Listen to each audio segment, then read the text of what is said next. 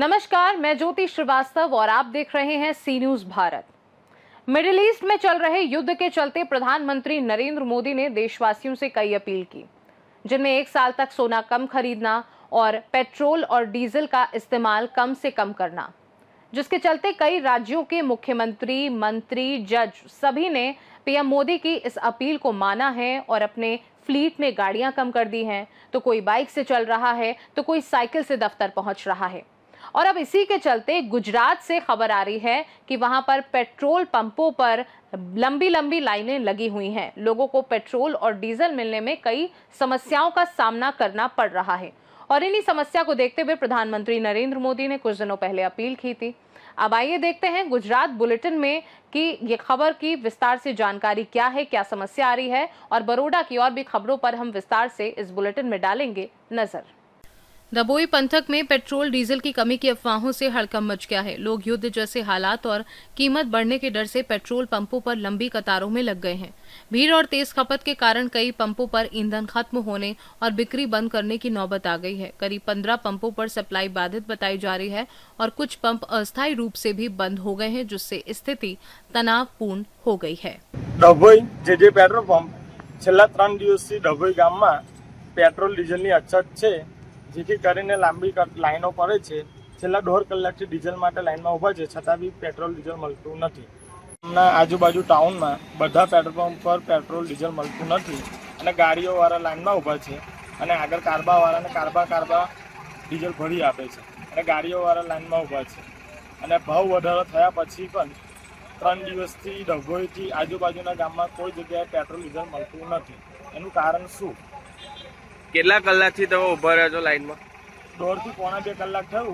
ગાડી લાઈનમાં મૂકી છે પણ આગળ કારબાવાળાને ભરી આપે છે, ખેડૂતોને તો મળતું નથી ડીઝલ પેટ્રોલ। बड़ौदा से सी न्यूज संवाददाता लाल भाई भटियारा की रिपोर्ट। दबोई नगर पालिका क्षेत्र में दानदाताओं द्वारा बनाई गई पेयजल टंकियों की स्थिति पर गंभीर सवाल उठे हैं। बताया जा रहा है कि भारत टॉकीज के पास एक स्कूल के पास बनाई गई टंकी सहित कुल 6 टंकियों में से एक टंकी एसटी डिपो रोड पर सरदार बाग के निर्माण के दौरान गायब हो गई, जबकि बाकी 4 टंकियां कंडम हालत में पहुंच चुकी हैं।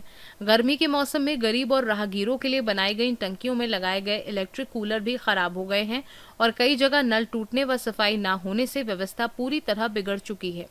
स्थानीय लोगों का कहना है कि नगर पालिका द्वारा उचित रखरखाव न होने से दानदाताओं का उद्देश्य प्रभावित हो रहा है और पेयजल व्यवस्था जर्जर हो चुकी है, जिससे राहगीरों को स्वच्छ पानी के लिए परेशानी का सामना करना पड़ रहा है।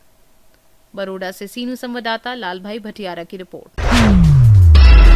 बड़ौदा वाघोडिया में पेट्रोल और डीजल की उपलब्धता को लेकर किसानों में नाराजगी देखने को मिल रही है, जिस पर तहसील के किसानों ने मामलतदार को आवेदन पत्र सौंपा है।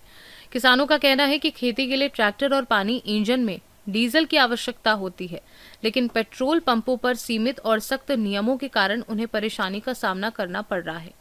बताया जा रहा है कि डीजल केवल वाहन लाने और लगभग 1000 रुपए की सीमा तक ही दिया जा रहा है, जिससे छोटे किसानों को दिक्कत हो रही है।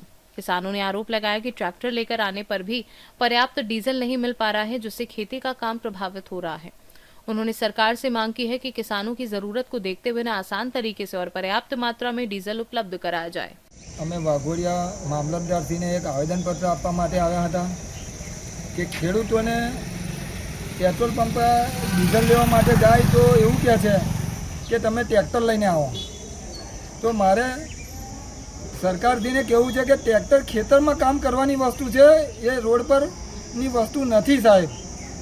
એને ટ્રેક્ટર લઈને આવે 20-25 કિલોમીટરની અંતરે એ ટ્રેક્ટર ચાલતું હોય તો એ આવતા જતો એટલું ડીઝલ બારી દે। તમે 20 લીટર ડીઝલ આલો, 10 લીટર 8-10 લીટર ડીઝલ ભરી જાય તો ખેડૂત 10 લીટર ડીઝલ બાચેલું હોય તો 5 વીઘા જમીન વધારે ખેડી શકે। એટલે મારી એક રિક્વેસ્ટ છે સરકારશ્રીને કે જે બી અધિકારી બેઠા છે એમને કાન ખોલવા જોઈએ કે ખેડૂતને ખેતરમાં કામ કરવાની વસ્તુ છે એને ડીઝલ કારબામાં આપવું જોઈએ। એના માટે સરકારે કોઈ કાયદો બનાવે કે અમારી પાસે ટ્રેક્ટરની આરસી બુક છે કે અમારી પાસે કટ્યું છે, એ લઈને અમને ડીઝલ આપે, પણ કાર્બાની અંદર ડીઝલ આપે। અમે ટ્રેક્ટર ખેતરમાં કામ કરતું હોય, થ્રેસર ચાલતું હોય કે એન્જિન ચાલતું હોય પાણી કાઢવા માટે, તો અમે કેવી રીતે અહીં આવી શકીશું? એન્જિન તો લઈને આવી શકવાનો નહીં ખેડૂત। ટ્રેક્ટર છે ટ્રેક્ટર થઈ ગઈ થ્રેસરનું કામ કરે ત્યાં ડીઝલ ખલાસ્યું કેવી રીતે આવી શકશે? અને સરકારે હવે 11 તારીખે મોદી સાહેબ આવ્યા તો બધી બહુ ગાડીઓ લઈને આવ્યા, બધી બસો ને બસો. એ ડીઝલ કઈ ગયું? જો સાહેબ તમારે એમ કઈ મોટી મોટી વાતો કરો છો કે ડીઝલ બચાવો, ગેસ બચાવો, આવું કરો, તો તમે આટલું બધું ડીઝલનો શા માટે ખર્ચો કર્યો? એટલો જ ડીઝલના ખર્ચામાં આ ખેડૂતોનો માલ ઘેર આવી જાત.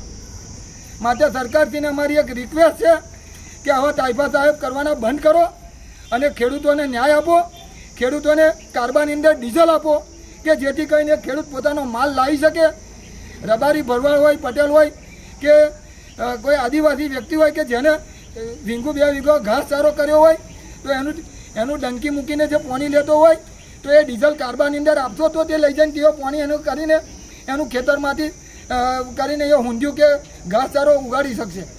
માટે મારે સરકારશ્રીને એક નમ્ર વિનંતી છે કે કાર્બાની અંદર ડીઝલ આપે. જો નહીં આપવામાં આવે તો અમે રોડ પર ખેડૂતો ટ્રેક્ટર લઈને અમે આવીશું અને રોડ પર ચક્કાજામ કરવાની અમે એ કરી અમે ખેડૂતો તૈયારી દર્શાવીએ છીએ. જય હિન્દ, જય ભારત, જય કિસાન, ખેડૂત એકતા જિંદાબાદ. અમારા શ્રી ખેડૂતો દ્વારા મામલતદારશ્રીને આવેદનપત્ર આપવામાં આવેલ છે કે આ રીતે મળી રહેલું ડીઝલનું જે કાપિંગ છે એના અનુસંધાનમાં સરકાર દ્વારા જાહેર કરવામાં આવેલું છે કે પેટ્રોલ અને ડીઝલ જે છૂટકમાં મળી રહેશે નહીં. જેના અનુસંધાનમાં અમારું કહેવું છે કે જો ટ્રેક્ટર અને ડીઝલની તમે બચતની વાત કરો છો તો ડીઝલની બચત તમે જોવા જાઓ તો અમે ટ્રેક્ટર લઈને ડીઝલ લેવા જઈશું તો ત્યાં 10-15 લીટરનો વેસ્ટ બગાડ જ છે. તો એના કરતાં બેટર ઓપ્શન છે કે તમે અમને યોગ્ય રીતે તમારા માપતોલના હિસાબે અમને આપો અને એ રીતે તમે ચાલી રહેલી આર્થિક પરિસ્થિતિને ધ્યાનમાં રાખીને એ રીતેનું યોગ્ય નિરાકરણ લાવો કે જેના કારણે અમે ટ્રેક્ટર લઈને જો ત્યાં જઈશું લાઇનમાં તો અમને પણ એ ડીઝલ ઓછું જ મળવાનું છે અને એના હિસાબે તમારી જે ગણતરી છે એ વિચારધારા ટોટલી ખોટી સાબિત થઈ શકે છે. ઇવન કે જ્યાં જરૂર છે ત્યાં તમે ભૂમાફિયાઓને ખુલ્લેઆમ જોઈએ એટલું ડીઝલ આપી રહ્યા છો તો ખેડૂતો પ્રત્યે અન્યાયની નીતિ કેમ? શું સરકારની આ ભૂમાફિયાઓ સાથે મિલીભગત થઈ રહી છે તો ખેડૂતો પર કેમ અત્યાચાર?